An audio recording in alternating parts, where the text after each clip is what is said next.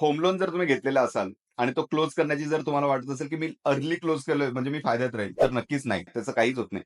काय होतं, लोन ही लायबिलिटी आहे. जर लोन मी जर क्लोज करायला जर गेलोय, तर मग काय होतं, की त्याच्यानंतर माझे सेव्हिंग आणि ते बाकीचे पार्ट खूप हॅम्पर्ड होतात. मग त्याच्यामुळे जो टाईम ड्युरेशनचा कंपाउंडिंग मिळायला पाहिजे, तो मिळत नाही. म्हणून लोन क्लोज करण्याची पद्धत मी तुम्हाला सांगतोय. प्रूव्हन आहे, तुम्ही करून बघा.